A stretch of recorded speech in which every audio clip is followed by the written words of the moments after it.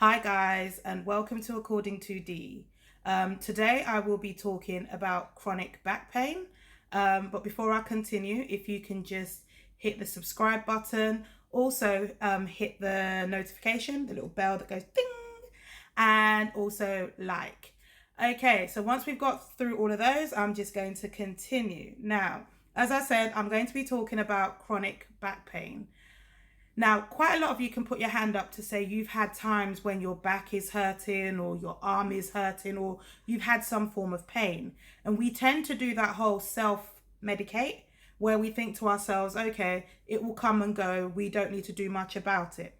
That is wrong. Okay, you need to ensure that you look after your body, and I'm going to explain why.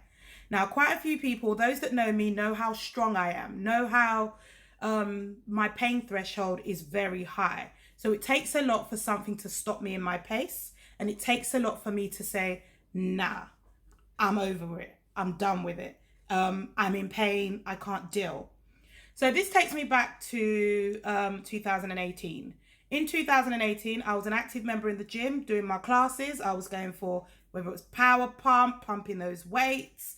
I was doing total body conditioning. I loved my Zumba because I do like to dance. So I was very active in the gym. But there was something that was bothering me. I started to get pains in my body. I started to get pains, especially in my lower back. But I failed to sort of pay attention to them. I failed to listen to my body. So I continued. And then I remember it was October 2018. My husband, my daughter and I, we went on holiday to Corfu. And while we were on holiday, my husband would say, oh, let's go for a walk. And I'd literally only be able to walk about 10 meters. And I was like, babes, I can't do this anymore. I need to sit down. It was one of the worst holidays we've ever been on because all I wanted to do is stay indoors. My daughter back then, she just wanted to go to the pool. She'd found a buddy, so she'd go into the pool and chill. But it was the worst holiday because I just refused to do anything because I was in a lot of pain. Still wasn't listening to my body. I thought I could still continue. So we came back, and that was the October half term. So we came back from the October half term, and I went back to school, was just trotting along, would be like, oh, my back, continue. Ooh, my back, continue. But never listened to my back. So I remember it was the first week of November. I'm a teacher. So we had parent consultation. So the parents were coming in and would give them feedback about their children. And I just remember that it was a case of every time I had to get a different parent, I had to get up from my chair, go and call the parent in, they would come in. And the more I was doing that, the more pain I was in. And I remember asking my teaching assistant, if you can just help me, like, let's see how we can make this chair comfortable. So she brought pillows and we propped up the chair. We literally made the chair into sort of something that was very comfortable, but it wasn't comfortable enough. So every time I got up to see a parent, it was more pain, more pain, more pain. So I managed to get through all my parent consultation, although towards the end, it got to the part where I was just, send them in when they arrive. Send them in. I can't come out. So once I was done, I remember walking, and I was walking towards, at that point, there was the office staff and the Senko was in the office. And I walked past and I was just like, my legs are feeling dizzy. My legs are feeling, I can't stand. I had to lean on the wall. I felt wobbly off my feet. I just couldn't stand still. Just couldn't stand. My legs were starting to give way. So I was like, you know what? Let me just get myself home. So I managed to get myself to the car, managed to drive myself home. And when I got home, I was just, you know what? Maybe sleep. I need to rest. And by tomorrow, all will be well.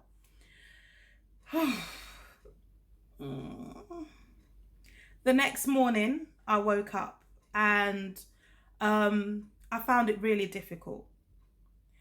I managed to get myself to have a shower, managed to get myself ready. And this is with me holding on to things. My legs were just not having it. So with the help of my daughter, who then was, I think she was 10. She was 10 years old. She helped me. So she was holding my hand and I was holding on to her for me to get to the car because I was just adamant, okay, we're going to work, you're going to school. My daughter went to the same school as I, so we're traveling together. Got to the car, I started the engine. Then it was time to put my foot on the pedal. And I just remember I couldn't feel the pedal.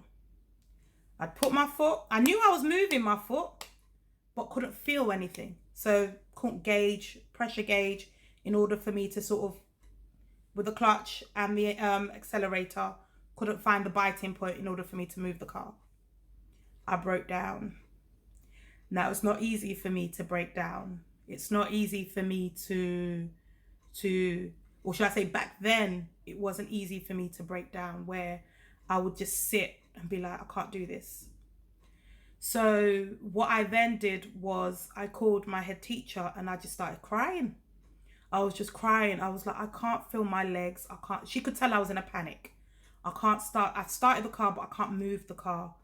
And so she was like, well, can you get back into the house? I was like, well, with Sarai's help, possibly. But I don't know. My parents brought me up where we never have a day off school. They brought me up that we must always have 100% attendance. So I just thought, okay, I need to get my daughter to school. So I said to my head teacher, well, how am I going to get, she goes, don't worry, we'll send somebody to come and get her to school. But just get yourself back into the house. So my daughter helped me back into the house, and I got home and I was like, what am I going to do? I can't feel my legs. It just seemed like it was getting worse and worse. So spoke to my husband, and he said, just rest and call the GP. And then I called my best friend, and she was like, I think I know what you might be going through, but I'm not sure, but I'm going to see if I can pass by later.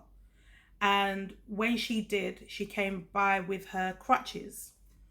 So she had some crutches because she's got her own conditions that she deals with. So she had crutches to give me.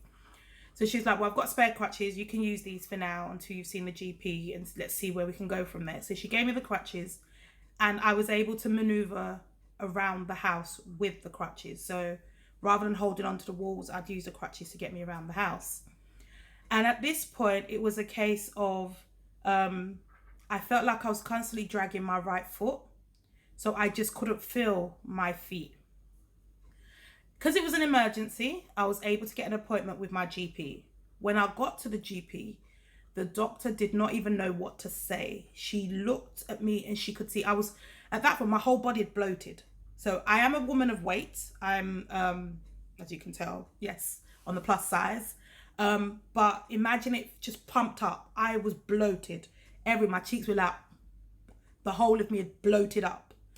And she just looked and didn't know. You can tell that I was in pain. I was just not at a good place. So she just didn't know what to say. She was just like, I think you need to go for an MRI scan. And then I'm actually going to refer you. She said straight away, I'm going to refer you to the Royal London, but we're going to wait and see. Let's get the MRI scan first. But because of the pressure, the time scales of things, let's get this started. And I'm still thinking, what's wrong? Like, it's my back. She couldn't tell me what it was. She was just, we'll see. So, it was really hard because I couldn't go anywhere. And anybody that knows me knows I like to go out. I like to have a good time. I like to meet up with my friends for meals. I like to dance. I'm a dancer. I like to sort of move my legs and just have a good time. So I think this was 2 weeks. I was at home for the first couple of weeks, because the MRI scan, I think it was about a week or two before I had that scan, and it was with a private practice. The GP had given me, initially for the pain, I had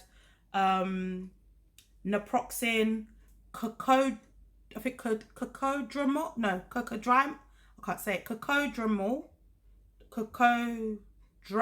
there's a dra, I remember that bit.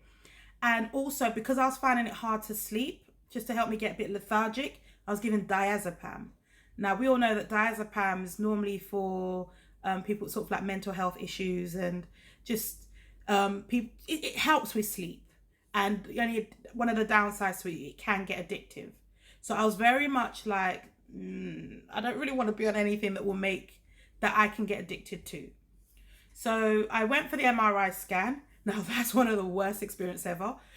Those of you that have been on an MRI scan would know. It's, especially me in my size, there's this tube, and they're going to put you into the tube and you're not allowed to move. So you're all squashed up. You have to sit still. And I'm thinking, I can't even move in here. You're telling me not to move, but I actually can't move. So I'm put into this tube thing where the machine will scan you just so that they can see into your bones. So when I came out of that occurred. I remember it was my dad that took me to the appointment, and it was a struggle for me to get there, struggle to get in the car. Without the crutches, couldn't move. Those crutches were God sent. I just could not do anything. So after that, I remember my GP then calling me to come and get my results. And she was just like, you've got a bulging disc in your L5 lumbar.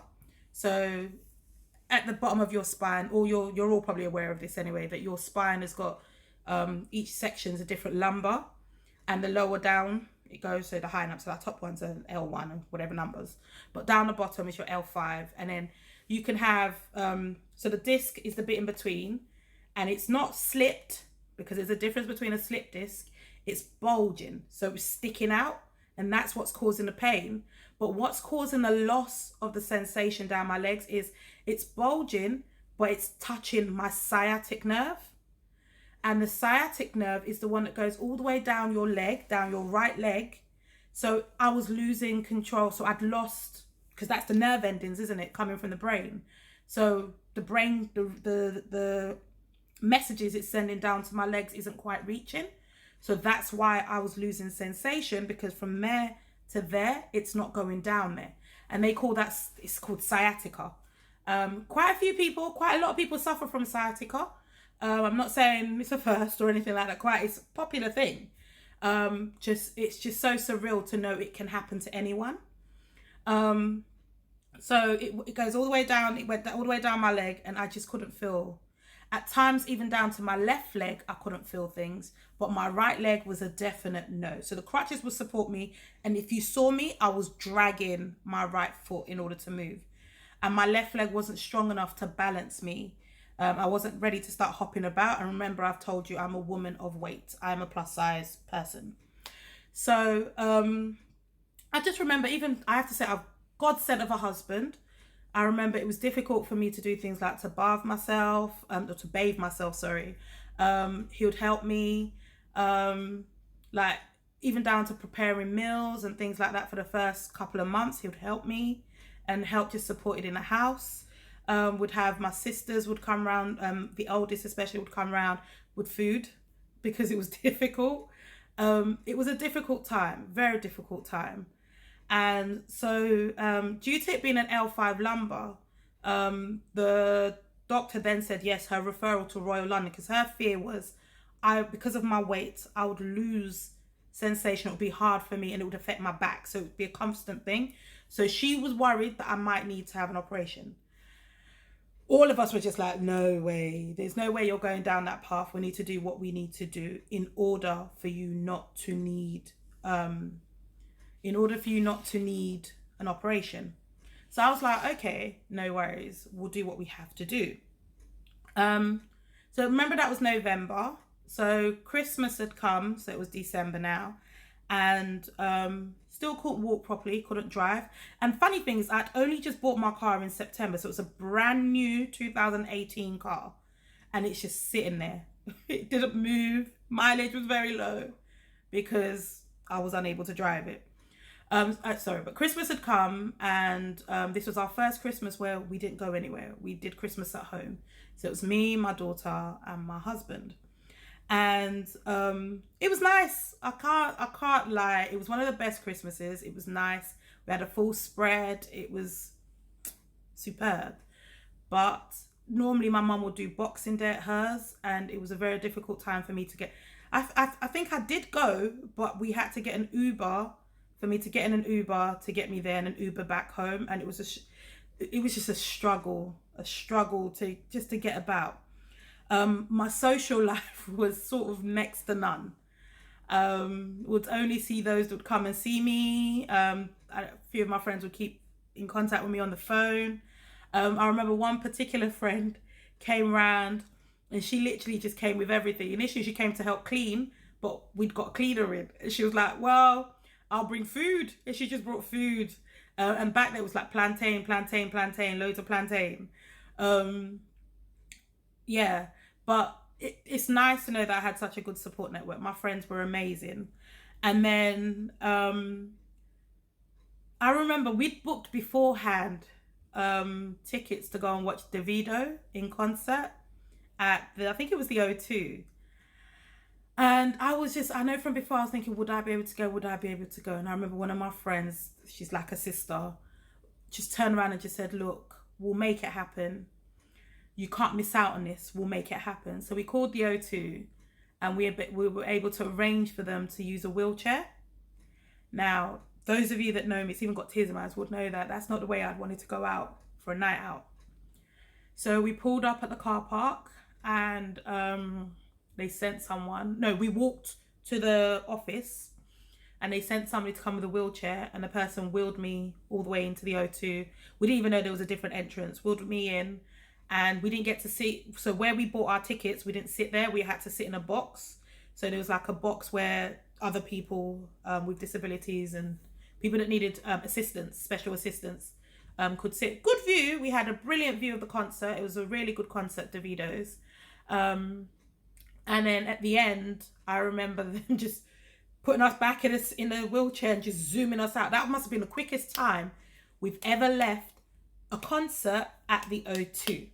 Now, everybody knows when you go to a concert at the O2, as much as you can get in there quickly, when it's time to leave, you leave even before the end so that you get out, because the crowd is ridiculous.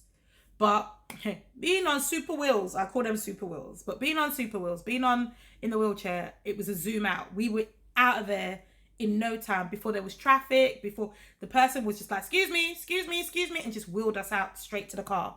So O2, props to you. Your special assistance on my occasion was amazing. I have to say thank you, because otherwise I would not have been able to attend that concert. Then I had an appointment at the Royal London, and they were very much like, we'll see how it goes. Everybody, because operating is the last thing you want to do, especially when it comes to your back. Because the more I read up, the more I thought, the more it occurred to me that once they touch your spine or your back, you're always going to have an issue. I just didn't want that. I'm still quite young. I'm in my 30s. I'm young. So I don't want you to come and touch my back or do anything to my back for it to be an ongoing issue. So earlier on, from when I knew I couldn't leave my house, the one thing I just said was, look, I do not want to gain any more weight. I would rather lose weight or stay as I am, but I do not plan. And the doctor said it. She was like, because you can't walk, you're really going to have to watch your weight. So I was like, fair enough. So I remember thinking, okay, what do I do? First thing I thought was my diet. Because you're at home, the only thing you're going to want to do is eat. So I thought, okay, first of all, I changed my meals to shakes. So 2 shakes and 1 meal a day. And then I was introduced to, from a lovely friend of mine, actually, Mickey. She spoke about intermittent fasting. And I looked into it and I thought, you know what, I can try that. So I started intermittent fasting, which meant for me, it was just that I didn't start eating till 12. Well, it first started off like 9 and then would stop by not eating anything after 8.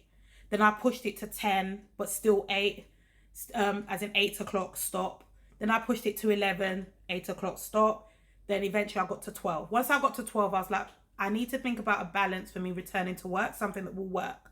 So 12 o'clock I stuck to. So 12 till 8 were my windows to eat. Although I'd normally have dinner by 6, so 12 till 6, 6-hour window. Intermittent fasting kept me going. But then I was just like, I need to work my muscles as well. The back was still painful. By this time, they'd moved me from codridamol. That's it. Codridamol. They'd moved me from codridamol to cocodamol. I was no longer on the diazepam. I was just like, nah. So I was on naproxen and cocodamol now. So they'd taken me off the codridamol and then put me on cocod. Or is it the other way round? I'm going to have to look at my medications to get back to you on that. So Um, yeah. Oh, I've lost my thought process now. um, yeah. So intermittent fasting was there, but I thought I need to do something about my muscle. I can't deal with muscle weakness. I'm quite a strong person. So I bought one of those pedal bikes. The ones, the ones that you put on the floor and you're sort of cycling with your feet. But I didn't buy it for my feet because remember, I couldn't move my feet. So I'd place it on the table.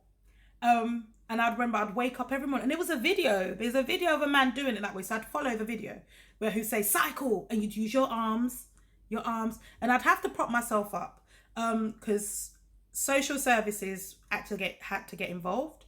So they gave me a bath board. So I've got a board. So when I was having my shower, especially when my husband wasn't home, I'd sit in the bath and then I could have my shower. And then they also gave me a chair in the kitchen. So if I was doing things, and we used to move that around the house, I've got a chair that I can sit on that supports my back. So they were very helpful. All done by prescription. I just had to pick it up. It was very, very helpful. And then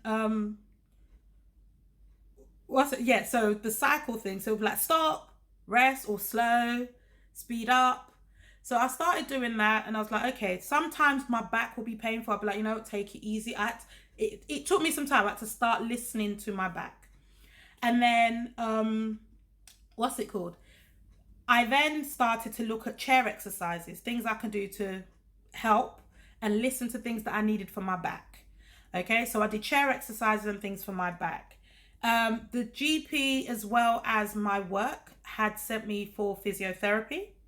The GP one was down at Whipps Cross Hospital. That was really useful to help you with bridges, the cats fits where you sort of help stretch your lower back. At this point, I was still sort of using the crutches, but I was able to move my legs. So I think the exercises was helping, but I was also resting. So I'd been off work. I was off work from when I went off in November from that parent consultation. And this was around February time. So I was still off work. And then I was told to get an osteopath. So I went to see an osteopath who would really work my back and help me soothe and things like that. I returned to work in April. And when I did, it was light work. So in my class, they'd given my class to somebody else. I was there to support. I'd still use the crutches. But I thought the more I moved, it was quite amazing. The more I moved, the easier it got. But bearing in mind, before I went back to work, I was introduced, and this woman is God sent. She's there on YouTube. I will tell you all to check her out. If people say, let's go for a walk, you don't necessarily need to go outside for a walk. You can walk in your house. And I remember starting with little 5 minutes and then built up to a mile and then 2 miles. And Leslie Sanston is the way forward. Leslie Sanston, you look at the videos, they look a bit old fashioned. She's updating them, but she's the go-to person for when you want to get your steps in the house. And it's fairly straightforward. Okay, so I followed Leslie Sanston for some time and her walk at home was magnificent. It kept me going. As I said, I returned to work around April and I'd still had the crutches, but with time, I learned to not use the crutches. In the car, I constantly have the crutches. So the crutches are in the car. So if ever I feel a twinge or anything like that, they're ready to grab. I've only had to bring them out once, and that was when I was going on a trip to Brussels. For some reason, I don't know whether it was nerves. The night before I was meant to be traveling, my back started playing up again, so I had to bring them out. But I took naproxen. I've always got naproxen and cocodamol, whichever of the two I've got. I took them, and that sort of helped me, so I didn't really need the crutches, but I just pay attention to it. Going on, so that was 2018 into 2019. 2020, I've had loads of health issues back and forth with other things as well. But the one thing I do or can say is my back, I pay attention to it. If I just feel one little twinge, just a little tick, I'm like, it all stops there. I will take it easy and rest. One thing I'll say is I still continue my walking. There's times when I walk and I feel my back is hurting and I'll stop. I don't push myself too much, but I know that the walking helps support the back. I've only just recently started doing classes with a company called Fit and Funky, where they push, where it's all body. So you're doing weights, you do a mixture. I've started to join in them because I love to exercise. But I do pay attention to my back. So I was actually off for about a week or two because my back had started again. And that's what's pushed me to do this video. Only to let you all know that living with back pain, it's not easy. Once it starts, it's not something that goes. I thank God that I'm signed off from the Royal London, so I don't need to have an operation. I'm not the same weight I was back then. I've gained, I've lost, I've gained, I've lost. So I've gained again due to this coronavirus, which I'm working on not on losing, but I'm not back to the weight I was when I had the back pain. So it's something I'll constantly be working on. I do try and ensure my walks are vital. It keeps my body, my posture. It does help, and don't push yourself. But my tip to you all is, if anything, and I've learned, if anything hurts, if you have a pain and that pain is constant and it doesn't want to go, don't just think it will go. See a GP. There's nothing wrong with just saying, look, this is what's wrong with me. Can you help? Even if it's a pain, definitely we all know, if it's a pain that we've never had before, you can't just say, oh, go. You need to have somebody look at it. And I've had other issues that I've had to sort of look at things that way in regards I'll talk to you about that on another video, where I had a pain and thank goodness I listened to it, because due to that pain, the following day they were operating on me. So we really need to think about, but that wasn't my back. That was a pain about something else. So we really need to think about what our body is telling us, especially as we get older. As you get older, you need to listen to your body. Now, my name is Dee, and I'm currently living with chronic back pain. In regards to the pain comes on, it goes off. I know chronic means it's constant, but I always have to pay attention to my back. So I'd say that to you all. Any pains, and as they say back pain is one of the most common injury or illness that people suffer from in regards to just generally, and also at work. So listen to your body. It's not playing around. It's what keeps you standing. It's what keeps you going. So don't take it for granted. One little pain, have a look, settle yourself down, get it better before you continue. But many thanks for tuning in. Many thanks for listening.